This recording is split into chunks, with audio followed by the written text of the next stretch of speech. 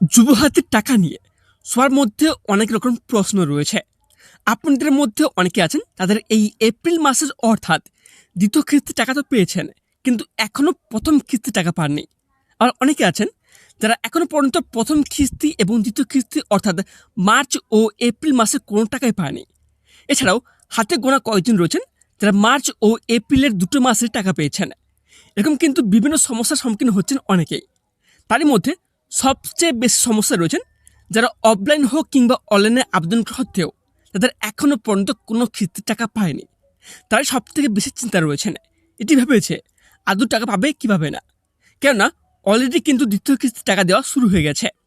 সব কিছু মিলে দেখতে গেলে সবাই কম বেশি চিন্তায় রয়েছেন।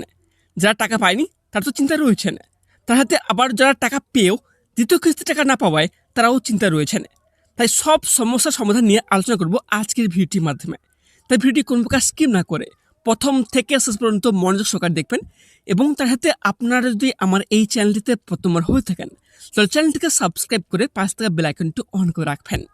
প্রথম কথা হচ্ছে, আপনার যখন যুবহাতি স্ট্যাটাস চেক করার জন্য যে অফিসিয়াল পোর্টাল রয়েছে jubahati.wb.government.in, এতে গিয়ে যখন আপনি কোন প্রকার স্ট্যাটাস চেক করতে যেতেন সেক্ষেত্রে কিন্তু আপনার স্ট্যাটাস চেক করতে পারবেন না।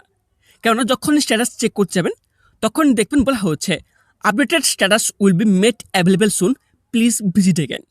তার মাধ্যমে আপনারা মোট জানতে পারবেন না আপনার অ্যাপ্লিকেশনটিকে আদৌ অ্যাপ্রুভ হলো নাকি রিজেক্ট হলো।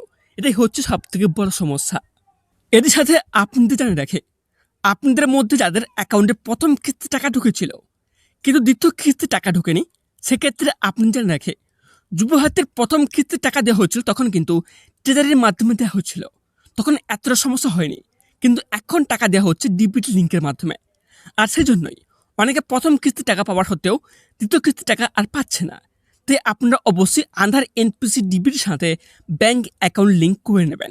এ নিয়ে কিন্তু ভিডিও বানানো রয়েছে, তাহলে আপনারা দেখে নিতে পারেন।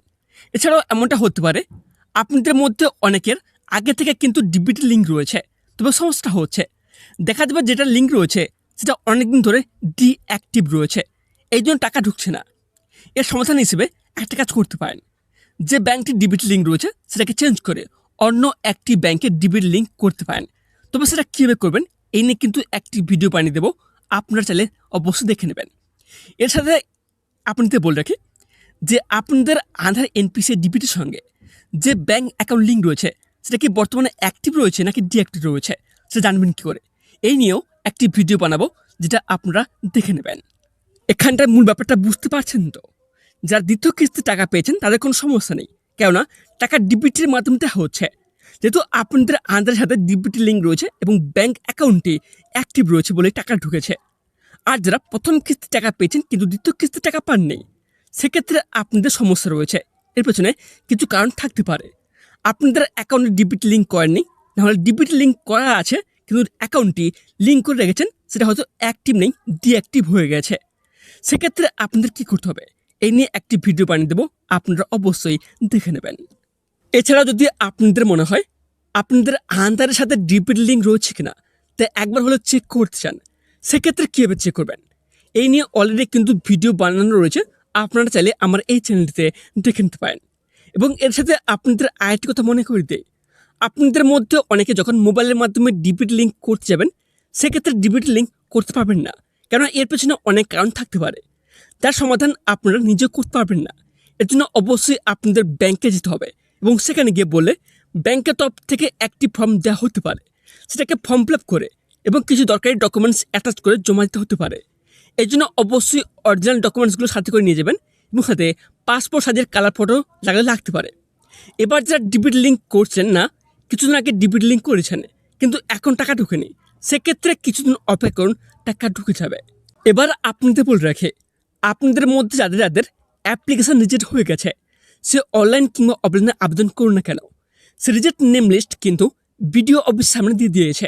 আপনারা ইতিমধ্যে বিডিও অফিসে গিয়ে দেখুন রিজেক্ট লিস্টে আপনার নাম আছে কিনা। যদি নাম থাকে সেক্ষেত্রে জেনে নেবেন কী কারণে রিজেক্ট হয়েছে, তারপর যে কারণে রিজেক্ট হয়েছে সেটাকে আগে সমাধান করার চেষ্টা করুন। সমস্যার সমাধান হয়ে গেলে তারপর টাকা পাবেন।